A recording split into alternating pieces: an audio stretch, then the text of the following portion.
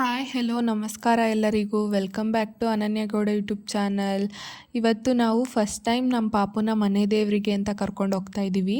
ಹಳ್ಳಿ ಕಡೆ ಹೇಗಪ್ಪ ಅಂತಂದರೆ ಏನಾದರೂ ಒಂದು ಶುಭ ಕಾರ್ಯ ಮಾಡ್ತಾ ಇದ್ದೀವಿ ಅಂತಂದರೆ ಫಸ್ಟು ಮನೆ ದೇವ್ರಿಗೆ ಹೋಗಿದ್ದು ಬರಬೇಕು ಅಂತ ಹೇಳ್ತಾರೆ. ಹಾಗೆಯೇ ನಾವು ನಮ್ಮ ಪಾಪು ಆಗಿದೆ ಅಂತ ಫಸ್ಟು ಹೋಗಿ ದೇವರಿಗೆ ಪೂಜೆ ಮಾಡಿಸ್ಕೊಂಡು ಬರೋಣ, ಪಾಪುನ ಕರ್ಕೊಂಡು ಹೋಗಿ ಅಂತ ಕರ್ಕೊಂಡು ಹೋಗ್ತಾ ಇದ್ದೀವಿ. ನಾವು ಹೋಗ್ತಾ ಇರೋ ಟೆಂಪಲ್ ನೇಮ್ ಬೆಣ್ಣೆ ಬಸವೇಶ್ವರ ಸ್ವಾಮಿ ಟೆಂಪಲ್ ಅಂತ. ಇದು ಸಂಗಮಕ್ಕೆ ಹೋಗೋ ರೋಡಲ್ಲಿ ಸಿಗುತ್ತೆ.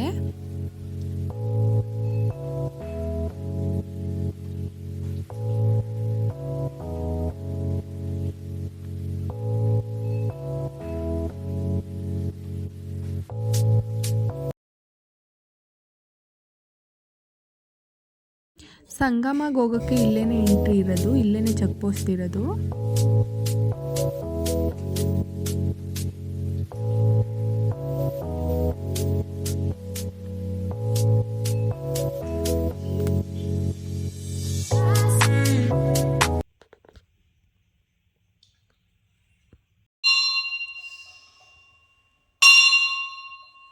ನಮ್ಮ ಪಾಪುಗಂತೂ ಫುಲ್ ಖುಷಿ ಆಗಿಬಿಟ್ಟಿತ್ತು. ಯಾಕೆ ಅಂತಂದರೆ ಯಾವಾಗಲೂ ಮನೇಲೇ ಇರ್ತಿದ್ದೆ, ಇವತ್ತು ನನ್ನ ಎಲ್ಲೋ ಆಚೆ ಕರ್ಕೊಂಡು ಬಂದಿದ್ದಾರಲ್ಲ ಅಂತ ನೋಡ್ತಾನೆ ಇದ್ದ.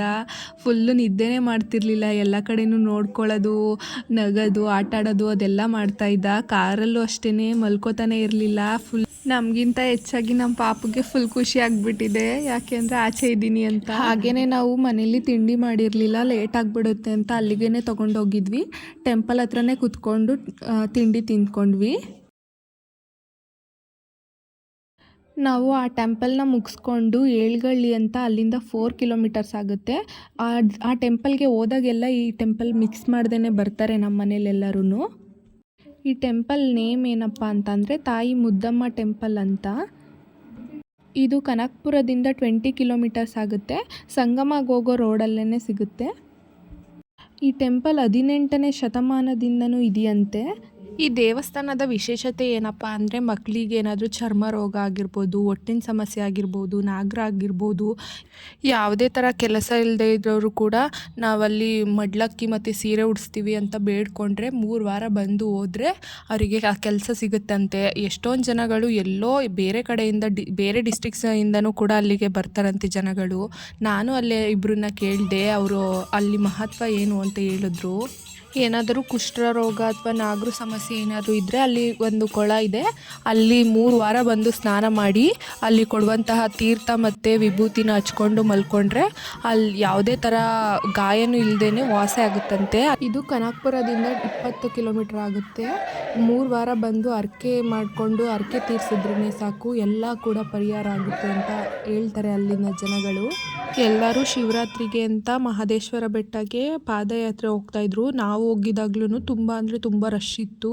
ಆ ಬಿಸಿಲಲ್ಲಿ ಇಲ್ಲಿಂದ ಅಲ್ಲಿವರೆಗೂ ಪಾದಯಾತ್ರೆ ಮಾಡ್ಕೊಂಡು ಹೋಗ್ತಾರೆ. ಇಲ್ಲಿಗೆ ಬಂದೇ ಅಲ್ಲಿಗೆ ಹೋಗೋದು. ನಮ್ಮ ಮನೆಯವರೆಲ್ಲ ಕೂಡ ಮನೆ ದೇವರಿಗೆ ಅಂತ ಬಂದಾಗ ಇಲ್ಲಿಗೆ ಬಂದೇ ಬರ್ತಿದ್ರು. ಆದರೆ ನಾನು ಒಳಗಡೆ ಹೋಗ್ತಿರ್ಲಿಲ್ಲ. ಇದೇ ಫಸ್ಟ್ ಟೈಮ್ ನಾನು ಒಳಗಡೆ ಹೋಗಿದ್ದು. ಯಾಕೆ ಅಂತಂದರೆ ಮಳವಳ್ಳಿ ಹತ್ರನೂ ಕೂಡ ಒಂದು ಮತ್ತಿತಾಳೇಶ್ವರ ಟೆಂಪಲ್ ಅಂತ ಇದೆ.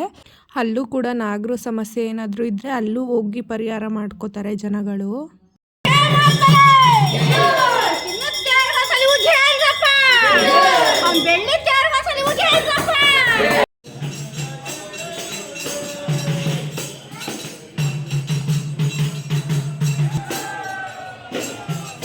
ಇದಿಷ್ಟು ಕೂಡ ಈ ದೇವಸ್ಥಾನದ ಮಹಿಮೆ.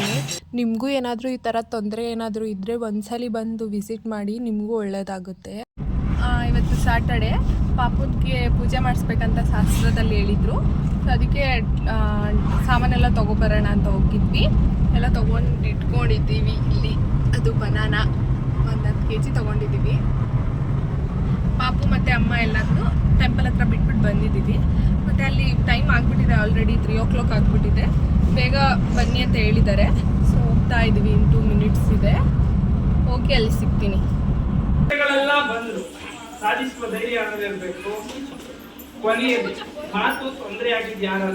ಪಾಪು ಹೆಸರಲ್ಲಿ ದಾನ ಕೊಡಬೇಕು ಅಂತ ಶಾಸ್ತ್ರದಲ್ಲಿ ಹೇಳಿದ್ರು. ಸೊ ಅದಕ್ಕೆ ಅಂತಲೇ ದಾನ ಕೊಡೋಣ ಅಂತ ಅಂದ್ಬಿಟ್ಟು ಪೂಜೆ ಎಲ್ಲ ಮಾಡಿಸ್ತಾ ಇದ್ದೀವಿ.